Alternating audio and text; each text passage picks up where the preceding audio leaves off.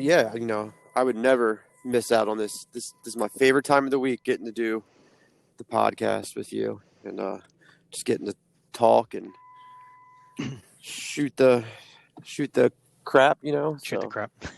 it's a good Yeah. thing. So Well, how's everything been going up there? Going pretty good up there in the state of New Jersey.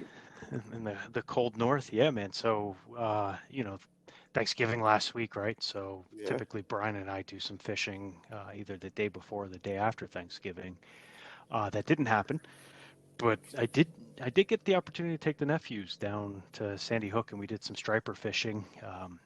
Man, it was beautiful out. It had to have been 50 something degrees, and we were out there. There had to have been another like 30, 40 guys in this mile stretch of beach. Oh wow. Everyone throwing everything you could possibly imagine, and nothing. And more. They're throwing everything and more. Everything and more. Yeah, I did manage to catch one, a small little diaper striper, and my nephews, jigging along, and they had a couple hits, but no, they weren't able to land anything. So a little disappointing. But any day outside is a good day. Yeah, I agree. Well, it sounds like those stripers were a little pressured that day. Like Christ, that many people in just that short stretch. Imagine what it looked like if you could do a panoramic of the whole Jersey Shore. I mean, it was probably nuts. It was a nice day that day too, wasn't it? It wasn't too cold. Oh, it was beautiful, Yeah. man. It was really beautiful. Black Friday. We, I was just looking on Instagram. I just followed a guy randomly. It popped up in something I might like under the hashtag fishing, and he's a marine biologist out of, I believe it's out of the Newport area up in Rhode Island, and he has underwater footage of these schools of striped bass. Oh yeah, that was just crazy. Swimming. Oh my God! Yeah, I sent it to you, right? It's beautiful to see something like that, and at the same time, it's amazing. You don't think they would be fishing that tight in groups like that, but they are. They really are. But it's amazing.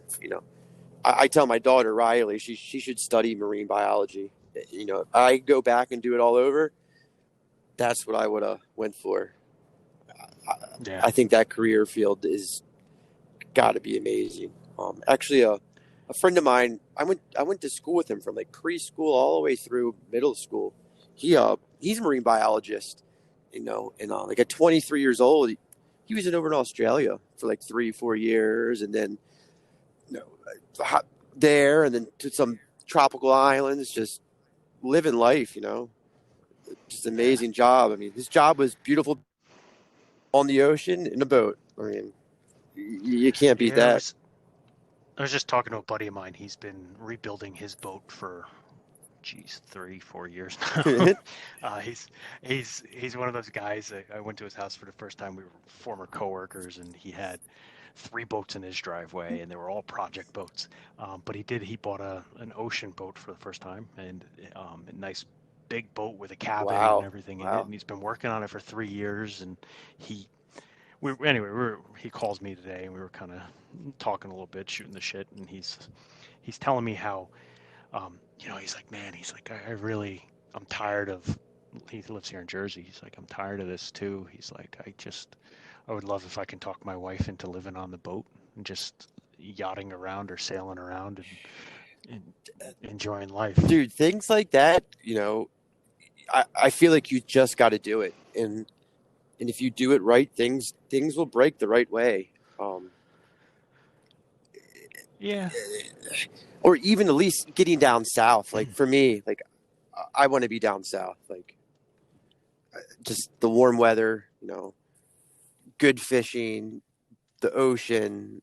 Just down south is a whole different vibe, like much more laid back, easygoing. My goal to get down there. Yeah. It's just I have a buddy, my good friend Brennan. He grew up here with me in Maryland. In his early 20s, I don't know why my iPhone is so special, but Brennan, he moved to San Diego and he lived there for 6-7 years. Came back to Maryland in about 5 years ago, he moved down to the Charleston area, and Hmm. he said it's the place for him. He absolutely loves it. Just loves the culture, the people, the weather, and he's never coming back. I mean, that's going to be his forever home. I can't. I honestly can say I don't blame him, but I don't know. I think It's tough. there's a lot of things that go towards it, right? Like I'm watching Yellowstone. It's on the Paramount Network. It's a Kevin Costner TV show, and in the fictitious world that they live in, Kevin Costner owns one of the largest ranches, or the largest ranch in Montana, and like there's something romantic about that, and thinking like, wow, like imagine striking up and going somewhere else, and creating this life. Yeah. Like living on a boat would be hard. Like I'm sure that would be hard. Owning a ranch or working on a ranch would be exponentially harder, right? Oh, it depends. To me, like that type of work is fun work. My buddy Joe Kelly, years ago, we had this idea called Man Camp because, when I go over there and hang out with Joe, us hanging out, rebuilding old FJ40s or, building stuff, going fishing, that type of stuff like you would do on a ranch. On a ranch, you got the animals you're building, and it's fun to us. Like it's fun work. I think that makes life a lot easier when you truly enjoy what you do. The boat thing would be a little tougher, but people do it. I mean, it works for them. I mean, Yeah, I think, like I said, it's something cool about it. I don't know if that directly is something that I would be down for, but he was saying that his wife is, you know, they've become disenfranchised, even him, because of Jaws, right. right? They're children from that era, or, they grew up in that era. And it's like, you're going over, talking to a friend of mine, I was showing him my Navionics app on where I was fishing, and I said, look, like you go out, I don't know, let's zoom out here and then zoom in randomly, like maybe 50 miles off the Jersey coast here, and see what it looks like. And there was a spot that was like, I think it was 13,000 feet deep. Yeah, that's insane. I'm like, you can't even, your mind can't comprehend that. And he was saying his wife really, like, she freaks out about that. Like she thinks like, oh my gosh, this wide open space here, and it's gonna, Jaws and some megalodon or something. So I've never swam in water near that deep, but you'll hear guys talk about, being out there and getting in the water when it's hundreds of thousands feet to the bottom, and how it's just like fear inducing. Like when you're in that water, like you wouldn't think it would be, but once you get in there, it's like, oh my God, just the vastness, exactly. Right? It's like, it would be, I would equate it to almost being like you're an astronaut and you're doing a spacewalk. It's just right. The vastness of the situation. It's like hard for your brain to comprehend. And in order to be that deep, you have to be so far away from land. Oh yeah. You don't see anything. Oh yeah. Right? So you can see the curvature of the earth when you're out that far. Like it's amazing. But he just said it would be a hard time talking his wife into it because of that. And I think I said I kind of can't blame her. Like I don't know if I could do it. Like I don't know if that life's for me. Well, see, I've known people who have moved down to got like a little shanty in the Virgin Islands and spent the majority of their time boating, sailing around different islands, spending a great amount of time in the water. But they did have that kind of home base to go to, and they kind of made a living out of it. Like what they would do during the busy season, really it's busy season year round, but really during the peak tourist season down there, they would bartend for a couple months and then, make their money, and then, 6 months on the boat, and they loved it. But they weren't, going out in the middle of the Atlantic and sailing these vast oceans. They were island hopping. They would even go up to Miami, they loved it. They absolutely loved it. And they're still down there. And I think they're in their late 60s now, and they're still doing it and still loving it. Kind of that whole Jimmy Buffett mentality. I mean, that's what Jimmy Buffett does. Like 4 weeks ago, he was actually up in, I think it was Northeast Maryland. Yeah. he came all the way up the bay in his boat, all the way to the top of the bay, and went to this restaurant up there. And he's got that awesome Really? boat, yeah, and he just sails everywhere. Well, it's not a sailboat. I mean, it's a huge power boat, but yeah. And Yeah. I was thinking about that because I was fishing, I think, the day he was there, the day before. And there was rumors he was around because his boat's so telltale.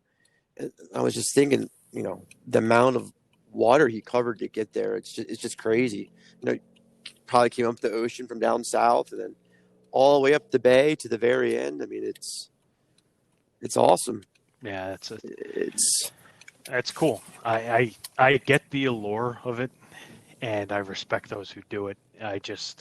Yeah, I don't know. well, I see, said it before. It's one of those things, right? Like you just either you either you're into it or you're not. Like I don't right. get seasick. We talked about this. I did a bachelor party years ago with a friend, and we went on it was week fishing, and these guys, man, like the boat was just churning, and the ocean was just going for it, and people were puking everywhere. And me and my brother-in-law Kenny, we're standing on the boat and we're fishing, and everyone around us is puking overboard, and I'm Yeah. completely fine. Kenny's completely fine. We're just fishing, catching tons of fish, and um, I don't typically get seasick, and I think I would be okay. I think I don't know, it's in our genes, I guess, that we're seafaring people, but it's just not something that I would rather do. I'd rather stay near the beach somewhere and go fishing when I need to or want to. And Right. yeah, like that's That's more more my speed.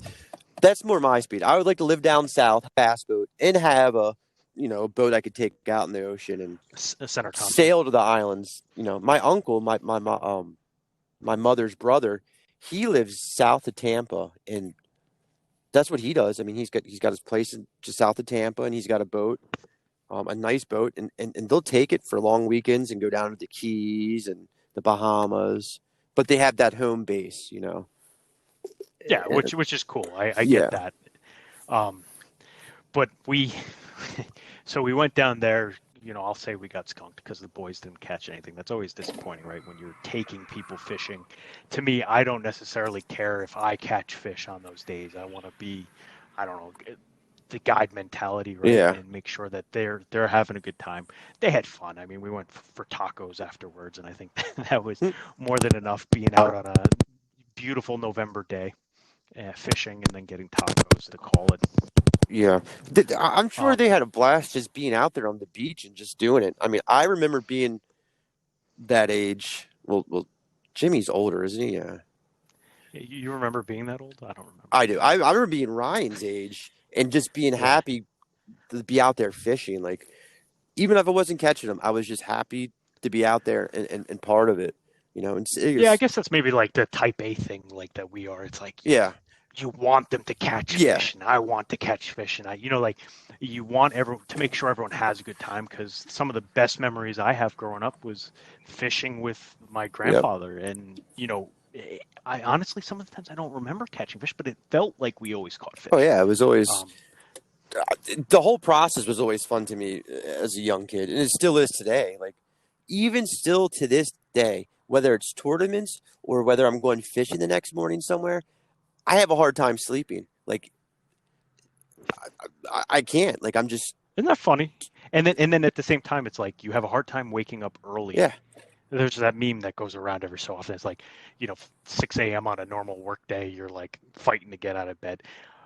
5 a.m. on a fishing day, you jump oh right out yeah, of bed, you're ready to go. oh yeah. Because the excitement of it all. Well, Yeah. I'll start rigging tackle like at 4 p.m. or 3 p.m. that the day before.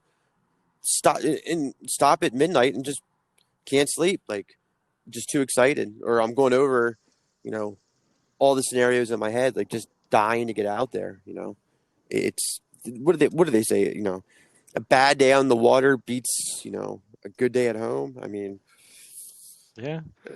it's Well, tough to argue that. I get that, and I'm okay with it. Or a good day at work, we'll Like I say. said, We'll say good day at oh work. yeah, that's true. And I'm okay with that. I think that's a great way of putting it. And I know they had a good time. They were so Yeah, happy. Like I dropped them off, and their father was, they're telling their father, "Oh, Dad, this yeah, and whatever." But, um, you know, I have an amazing wife. She knows that, like the that Saturday, right, the next day, she's like, we were outside doing, I don't know what, yard work or something, and she's like, hey, let's take the canoe out. I said, oh. And she's like, oh, I was like, okay, like, I don't know, you try to balance it where you say, okay, like, she's always so understanding of my Donna, wanting to fish. Donna We could is go a hiking. complete saint. I mean, there's no driver.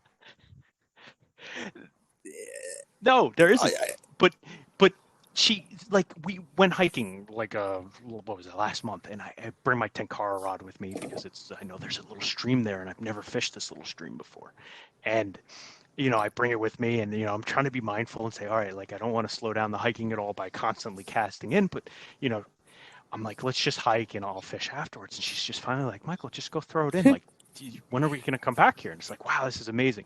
But so she goes, let's take the canoe out. Let's go to the lake in town and go canoeing for a little bit. So I said, beautiful. Let's do this. This is great. So I wasn't intending on bringing the fishing rods. I was like, it's a beautiful day. The lake has a bunch of different birds that are coming down on it. So, we'll bring the big camera. We'll, canoe around a little bit. We'll, see some wildlife, maybe go see the beaver that lives there, whatever. So we're going to leave. I have the canoe on the car. She's like, hey, where's your fishing rods? See, okay. And it's like, all right. Pause real quick. My philosophy is ever since Donna started catching fish with you, she is secretly getting addicted to fishing. I think you're right. Her guilty pleasure. She kills it, man. Like, she does. I can't even explain to you. I take shit. This doesn't always happen, but typically, like, I'll put the lure on for her. I'll have her look at the lure that she wants. I'll tie it on or whatever. And if she catches a fish, which she pretty much always catches a fish, I will take the fish off because I have the net. I'll net it, just take it off, hand it to her, let her take a picture with it, depending on the type of fish it is, and call it a day. But she definitely, she's funny with it. Like, she has a guilty pleasure because she always says that to me. She's like, why don't you bring your fishing rod with you? Yeah. But we make it out there, and you were saying, in the last or a couple podcasts ago, white chartreuse chatterbait, right? Perfect time of year for this. And so I had it on my big rod, and I said, here you go. We got that on. I put a rooster tail on the other one, I think. And we're casting out. She had an issue with her rod for some reason, so I took that. I handed her my rod, which had the white chatterbait on it. She casted it out. Now, this is 5 minutes on the water. She has my rod now for the first cast. Cast it out there. Within seconds, has a massive bass on. Isn't that amazing how that works? And jumping out of the water right in front of the boat as she's reeling it in. Now, of course, it's my fault because I didn't net it fast enough. She went to go put it in the net and I missed. But, it's a little bit difficult when you're on a canoe, right? Yeah. Like, try not to tip. The canoe game is if people haven't fished from a legit canoe, it's definitely a different experience. Like you said, you got to worry about tipping. You got to worry about yard sailing and all your gear going in the water. And, but, even the best netters out there miss fish. It happens frequently. But yeah, so I felt bad, but she, we went over to that cove where you caught that nice bass when you were up here, and it was very shallow. I was very surprised at how much vegetation there still was in the water. Yeah, I was going to ask you if was there a lot still. Yeah. Oh man, it was really bad. It was like almost every cast we were pulling it up and it's crazy that grass devegetizing. Yeah, it's crazy that grass sticks around. Because you guys have had some really cold days and nights. You would think it would be pretty much gone, but it sticks around. It sticks around for a good bit. It's crazy. So she caught a nice sized pickerel, and so she now fished total two to my none, and I wound up. It was windy, so I was trying to keep us in position because it is a smaller lake. Yeah. I was trying to keep us from crashing into some things, especially in the shallows there, and I didn't really fish too much, but. No hits for me and no fish and 2 for her. It's amazing. Well, last time she went out with you, didn't she catch the lake trout? Is that what she got last time? Oh yeah, so we were up at one of the lakes here, and we're jigging at about 60 feet deep, right along this ridge line underwater. And I caught one. I was super excited. It was like a nice 12-inch lake trout, and I was like, "Yeah, I caught a lake trout, right?" And um, all of a sudden, it's on my Instagram. She catches one, and I don't know what I'm doing. I'm doing something and I'm not paying attention to her. And all of a sudden I hear, Michael. And I look over. She's like, I think I'm snagged on something. And I'm watching the tip of yeah, just dipping. I'm like, nope, you got yourself a nice fish on there. And lo and behold, I think it was 24 inches. Yeah, it was a good 24-inch one. lake trout. I'm telling you, she's secretly in love with fishing. I mean, it's her guilty pleasure. I'm convinced. I'm convinced. I'm okay with it. Who wouldn't be? You know, a woman who fishes with you. I mean, ding, ding, ding, sign me up. Like. Well, we used to joke like buddies growing up, and we would say things along the lines of like, you want a girl, right? And at the time, to date a girl that liked you doing things, but didn't necessarily like doing the same things that you Right. did, right? So like surfing, for example. I want days that I can go out and surf with my Yeah, friends. you want your guy time. You want your guy time. Now fishing is the same thing. Like you want your guy time, but I can't think of a better built-in fishing partner than your significant other. No. Like Yeah. I would like people who say that like I wish I could take back what it is that we used to talk about back then about, the guy time, only for these sports that we play and things that we do. It's like, no. Yeah. No. I mean, uh, to me, a woman who fishes with you, like that, something about that is just sexy to me. I mean. well, well, I know you only love coming up here so you can have that homemade Oh Italian God. food. No, I mean, uh, she's a saint. I mean, let's go down the list. She's a saint. I mean, she fishes and she can cook her ass off. It, Yeah. Whew. She's something. I always say, I tell Michael, next time I come up there, Mike, when New Jersey lets people back into their state, I'm pitching in. We're getting her a spa day because last time I was up there, Oh hell yeah. we left like at 5 in the morning and fished the Fish what, dark. three lakes? Yeah. Yeah. And she was just like, "Oh, hey guys, are you going fishing tomorrow?" Like, what? Few and far Few between. and far Yeah, between. she's a saint. It's something else. Yeah. Oh, I'm blessed. That is But absolutely it's for sure. funny. And she's probably We're talking gonna about women fishing. hate that I'm talking There's about it. Luke Duncan has a podcast called The Traveling Circus. He's a fishing guy, and he had Kristen, I forget her name. She's a pro kayak fisherwoman on there, and they were talking about women in the fishing industry. And Kristen, when she started Instagram, one of her posts was along the lines of basically she was making reference to all these girls you'll see on Instagram or women who fish naked in thongs and she's not about that. She's wants to fish and make her name for fishing, not for not being, she's very pretty, but she doesn't want to sell her body to get likes and to get sponsorships in the fishing world. And she's an incredible fisherwoman. And I think she actually just took third place in the Hobie Nationals. And they were talking about that. And the reason I bring it up because sponsorships, like tournament anglers like myself and a couple other buddies I know who have won more than I have and been in the running for Angler of the Year several times, have a hard time getting sponsorships, even getting looked at. And the issue is when you reach out to these companies, nowadays the first thing they ask you is, how many Instagram followers do you have? How many Facebook followers do you have? Do you have a YouTube channel? How many YouTube followers do you have? It's not about, they don't care about your placing or the tournaments you're fishing and how you're doing, which just blows my mind, absolutely blows my mind. And they had a real good discussion about that. And I know Well, it's something that weighs me down and other people I know too, because if you're fishing these trails and you're trying to be successful at these trails, That's a lot of work and effort put into that. And then you throw into that, people are working still their normal jobs and fishing these trails. So, I mean, you're just packed with work if you're practicing, you're learning the bodies of water, and you're working a 40-hour week. You don't have time to build some huge social media presence. And to me, it's backwards. It's really backwards in the industry. Well, I think you bring up a great point, Joe. We see this on our Instagrams, Yeah, right? Like, I mean, I was joking with Donna about it. I said, um, I have what 200 followers. I don't even know. Like, I don't pay attention to it right. anymore because it's like I know I'm not ever going to get the same amount of number of followers. Oh, there goes the fin meowing at me.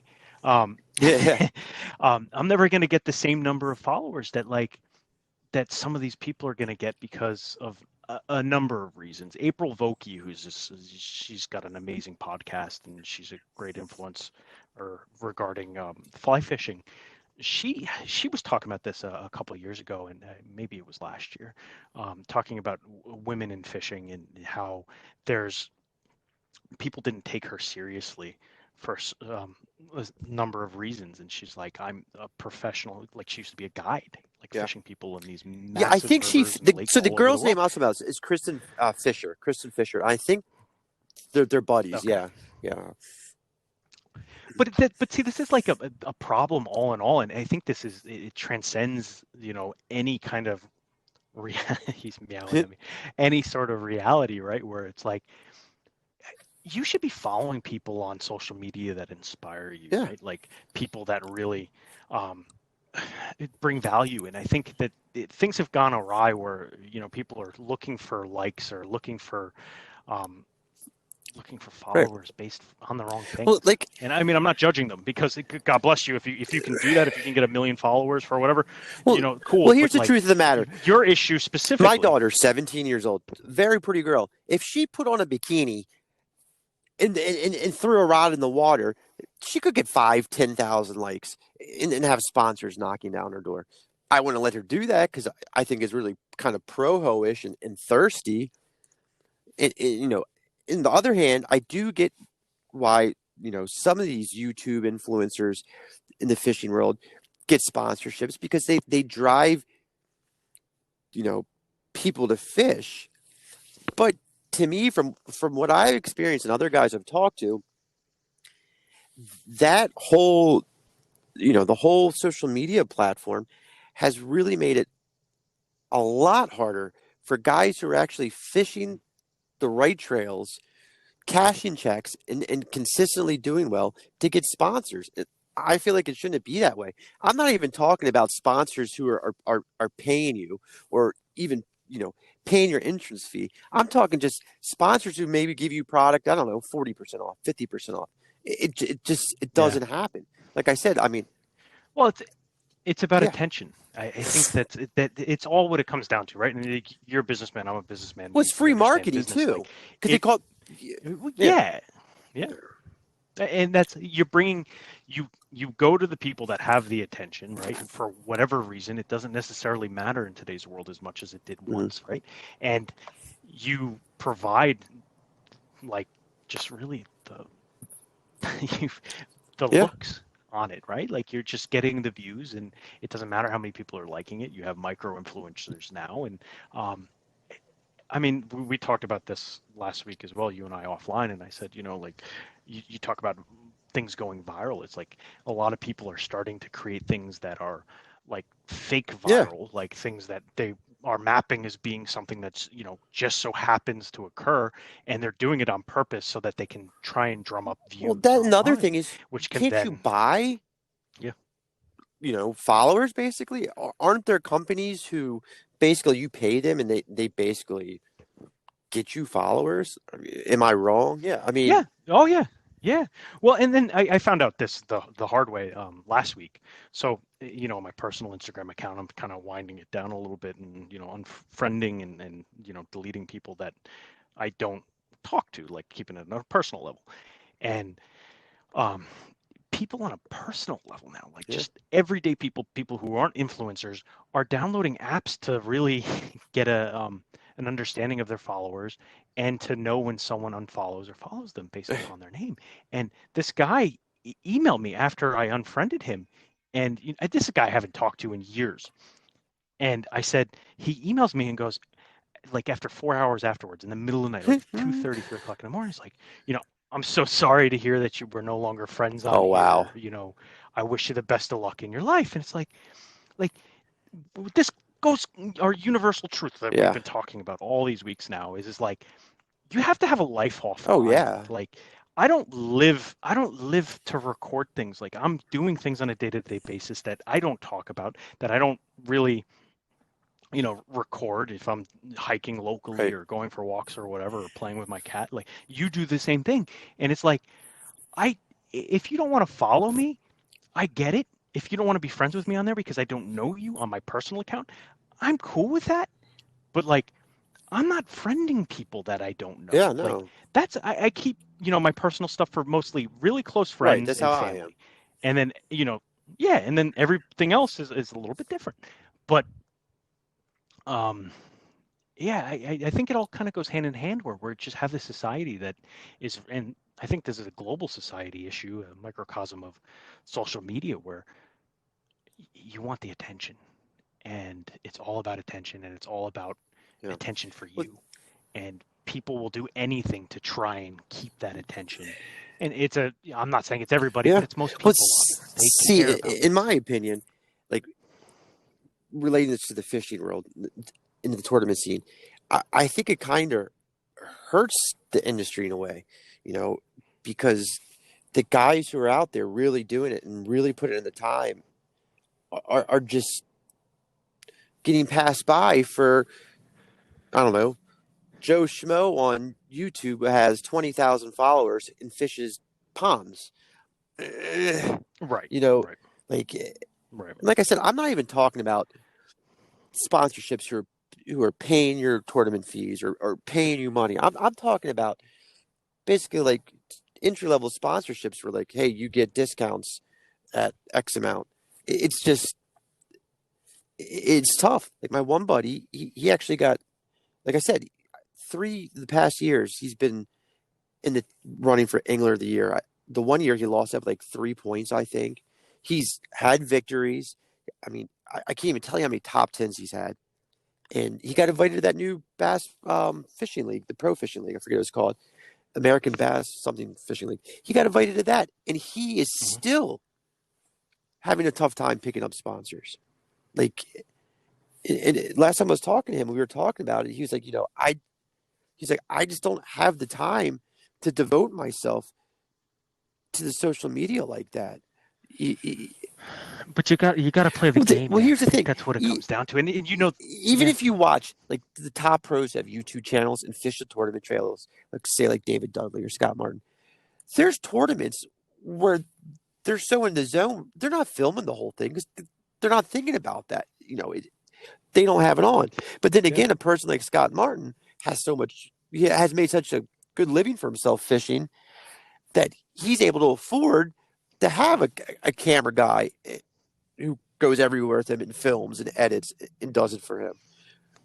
For someone like me in season, Yeah. like when I'm fishing or practicing for a tournament, 98% of the time, I don't even take pictures of the fish because it just doesn't cross my mind. You're just so in the zone and working on what you got to do that thought's not there. Right.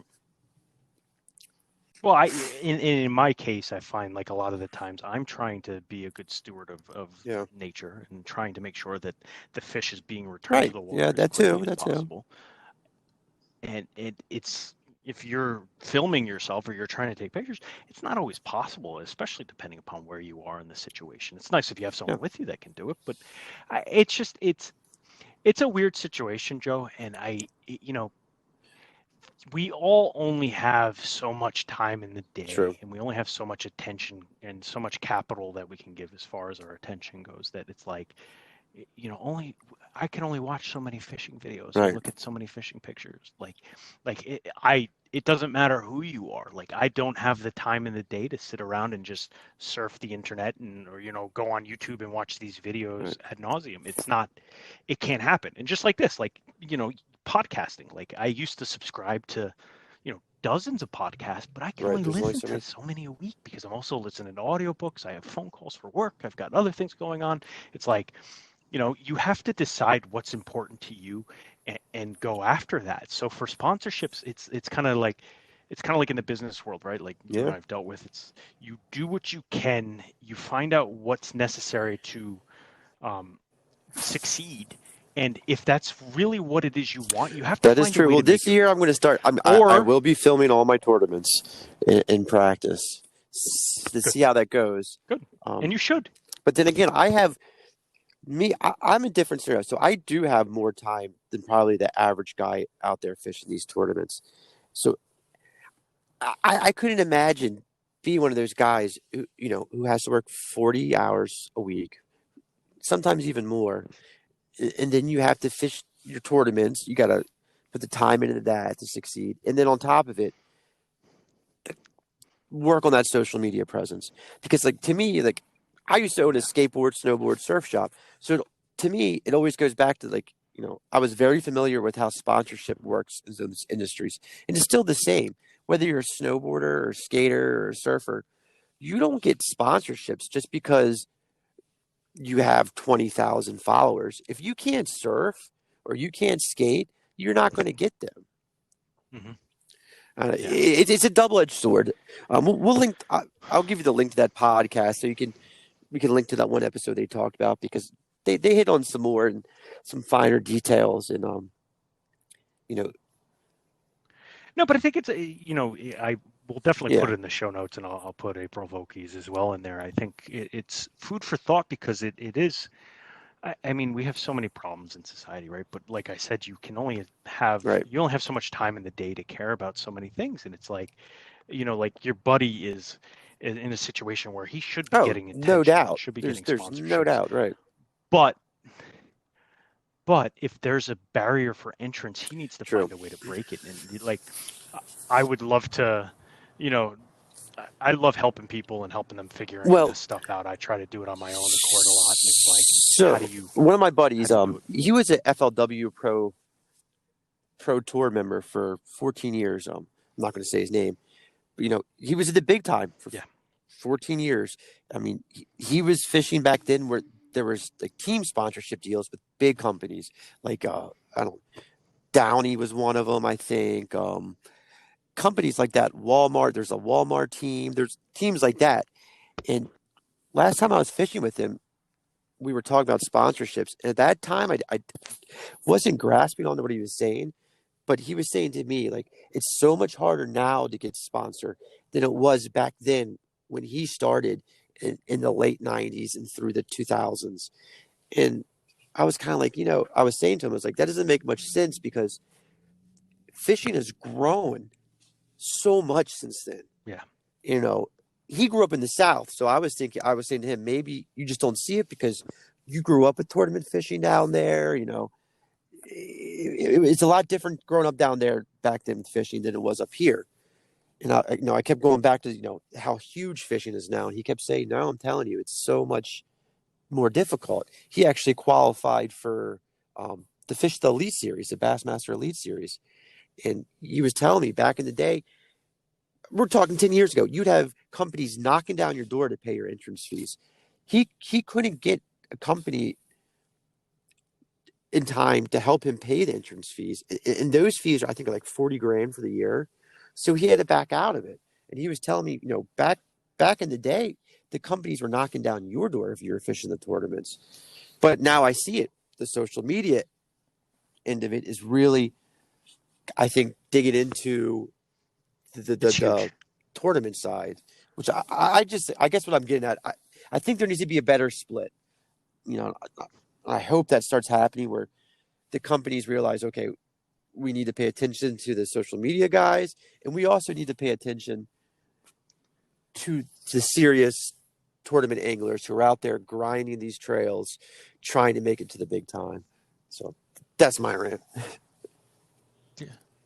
No, that's a great rant, Joe. And I wish your friend nothing but the best, and I know who you're talking about. So I Dude, literally wish him nothing the but the other best thing guy. that drives me nuts, like when you go on Instagram, there's they're newer companies. They get what they're doing, and they'll sponsor everybody. They'll say, "Oh, we'll sponsor you. We'll put you on the promo team, the pro team, promotional team." And basically, what it is, they want you to buy their stuff, and then they give you a 10% discount. They want you to do all the fishing, take pictures of their gear, send it to them, and they take it. I mean, that's another thing that kind of gets me a little bit, because you have a whole bunch of young kids who think they're pro anglers. In meantime, they're nothing more than just a walking billboard, you know? And, Yeah, but it's got to snap back or evolve, right? We're constantly evolving. I think the industry, fishing industry, all industries are evolving so rapidly that people need to get their head around it a little bit more. And I think even these businesses need to better understand what the ROIs are. I think that's something that, I work in tech, and I was talking to someone today about something, and we were talking about data and becoming data-centric organizations. And a lot of companies love to talk about being data-centric or talk about their path in digital transformation, but nobody uses data to make decisions. I mean, I could tell you, first and foremost, a lot of these big companies don't do that. And you think that a smaller company that's not a massive Fortune 500 is going to use data to determine where their sponsorship dollars are going? It's more than likely not going to happen. So until technology reaches a point where they can leverage it easier, or like, let's say Instagram or whatever platform comes out, Parler, Gab, whatever it is that's next, until someone figures out exactly how to get the metrics as to what the ROI is on these investments, you're going to continue to have this problem where you're getting these random. Well, for example, before we started doing recording the podcast today, I was watching the weigh-in for the Bassmaster Open series, the Central Division. This is day one of the weigh-ins, and I think there's something like 80,000 people watching that at 3:00 on a Thursday. That was just at the beginning. I'm pretty sure the Opens get around 100K easy for their views. So the money's there. I just sometimes I think, don't get me wrong, there's definitely influencers out there who deserve the sponsorships. Don't get me wrong, but I just think some of this is going to come back to bite some of the companies in the backside. Just me. No, I don't disagree with you. I think it's because people, I know a bit about all of that. People think, these guys, when they make the pro circuits, they think they're rich. They're making these big bucks, like they're making major leagues or NHL. Because most pro sports, when you make it, you're making enough to make a living. But if you're a new and up and comer and you make it into one of these leagues, you're not making big money if you're not, finishing in the money, if you're not getting top 30s. They really got to go out there and prove themselves and get the sponsors and get the endorsements. And it's a tough road. But do you think, but think of it this way, right? Like I recently watched the Michael Jordan ESPN thing, and the name of it's eluding me right now, but we're talking about the attention that was received on that team at that time frame, and specifically, the worm, Dennis Rodman, right? Like Dennis Rodman was a phenomenal player, but why was he so popular? Because he commanded the attention, and it may have been attention for the wrong reasons. I won't. So I was a big basketball guy. And when he played for the Pistons and even the Bulls, he was a hell of a player. And he first got his notoriety from that. And then, a little later in the career, he definitely went a little cuckoo, if you want to call it that. But back to my buddy who was on the tour. So back in the 90s, up until I think like 2010 or 12, so every year, like the different sponsors have teams. That didn't mean you guys fished together. You were just on that sponsor team. You guys are sponsored by the same people. My buddy was telling me back then, off the bat, you got I think it was $36,000 a year for an entry level guy. If you're a bigger name, you got more. That was just a flat salary. You got $36,000. Then you got a free truck, a Toyota. Then you got your free boat wrapped.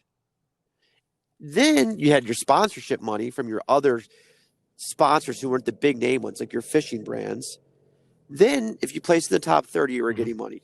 So back then, they could make a living doing it. Like, and I don't know. I don't know. Just my gripe. It's sad to see because the guy, I mean, he could still compete. You know, it's tough to hear that he went through the opens. In the opens, they call the Bass Opens like purgatory. I mean, you can be an amazing angler and you're trying to make the least, and you're just stuck in there because there's so many good guys trying to make it. And he made it. I mean, he should be fishing this coming season there, but he had to pay his fees up front. He didn't have, I forget the exact amount. I think it was upwards of 40, 50 grand at his disposal right at that second. And he didn't have enough time to dig out a sponsor who would help him with it because they needed, you know, he made it. They needed the money by X amount of time. So he had to turn it down.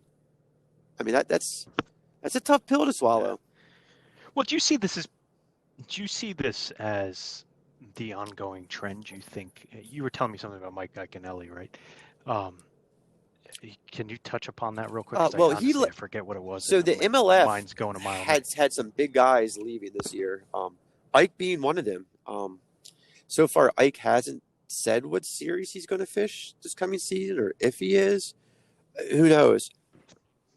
I'm going to go out on a limb and say he's going to, you know, this is purely speculative, but yeah, he's been doing a lot of I'm kayak thinking fishing. He might do the circuit, like a kayak circuit. He was part owner at one time or of the MLF, or yeah. So, you know, I don't know. You know, when the MLF started, I wasn't a fan of the format. I thought it was kind of gimmicky with the referee, and you know, the first year they were weighing fish like a pound, so they were catching 41 pounders, and it didn't do it for me. And a lot of other guys I spoke to, they didn't like it. Actually, of all the guys I spoke to, only one guy, my one buddy, liked it.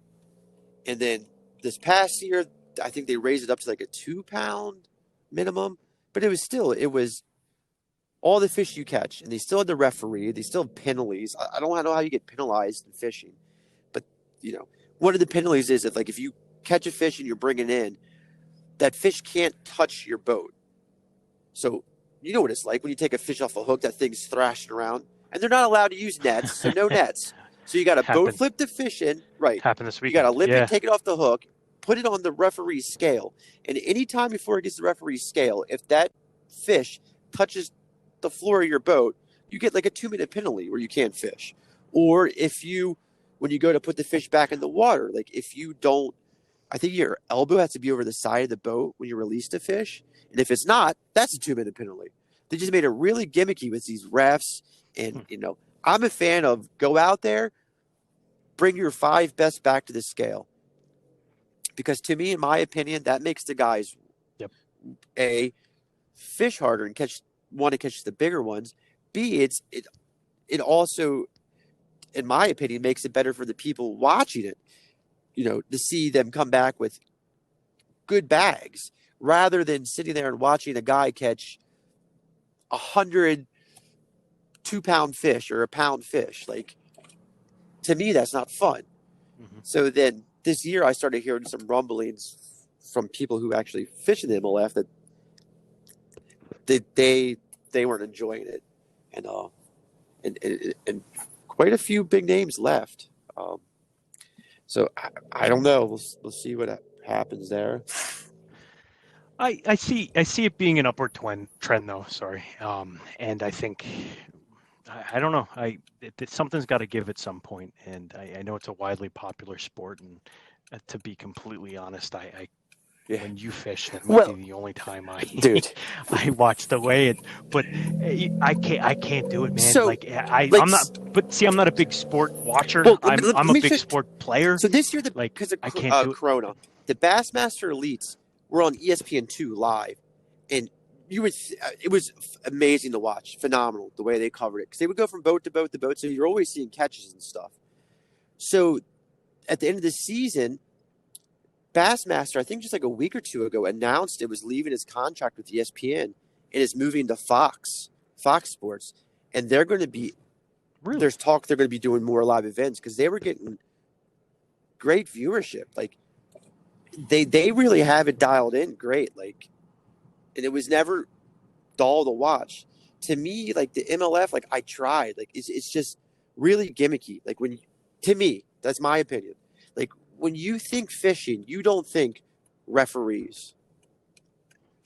Like why? No, not at all. Have a referee when you're fishing. Like no, when I think of fishing, I think of watching Bill dance on what was it, Saturday mornings or Sunday, like that. That's what I think of, and it was always interesting to watch. But the tournament for me, I maybe it's just because I was a little bit jaded from the few tournaments I attempted to watch. It just seemed very boring, and it's like watching golf. For those of you who love watching golf, I can't do it. Like, but don't get me wrong, I'll play golf. The first televised one this year, I'll send to you, and you'll be hooked because the way they do it, they did it this year on ESPN2. Is I don't know. They started the day out, I think, with like 10 or 12 camera guys in boats, and then throughout the day, the cameras would switch to other boats depending on who was catching them. So it was, pretty good nonstop fish catching. And then on top of that, like you have the guys talking about what they're throwing, like what they're thinking, why they're fishing, where they're fishing, and throwing what they're throwing. It's came a long ways. Yeah, I'm a big fan of that because I think there's a lot of knowledge that you can gain from watching these things, and that's why I love YouTube. And Donna always laughs at me. I'm sitting here watching fishing shows while I'm working or whatever, and it's like, she's like, "Why are you watching fishing?" Right. It's like, because I'm learning invaluable information here. Like these guys are professionals, or these women are professionals, and it's like, I don't have the knowledge that they have, and I've been fishing for over 30 years. Well, like, also watching them, it really gives you a good insight of the life of a professional fisherman. And even though they're the best in the world, there are still days in tournaments where they struggle. Like, and they still have the same, days that a normal angler has. They'll still backlash your reels. It's cool to see that end of it. But like with my thing is, like, when you watch professional sports, what's supposed to be, quote unquote, the professional level, they're supposed to be doing the best in that area. They're supposed to be the best of the best. Like MLF, to me, with that catch as many fish as you can a day, total weight, kind of takes away from that because it almost incentivizes the guys to go out and catch tons of the cookie cutters or smaller fish to get the quantity over the quality. Where the other tournaments, you're watching the best guys catching the best fish in those bodies of water. My 2 cents. Well, I like it. And Joe, we're trying to keep these down a little bit in time, and we're coming up on the end. I think, you brought up some really great points, and we'll diversify a little bit next week and talk about some other things. Next week we can. I try to do appreciate you bringing that up. Two podcasts, maybe at 40 minutes or something. We'll see. Yeah, I would love that. And maybe we'll diversify. We'll talk about it, but we'll diversify a little bit. And I promise everyone it's not always going to be talking about bass fishing because guess what, Joe and I. The next one we'll get back to some more of the out there stuff. Be like.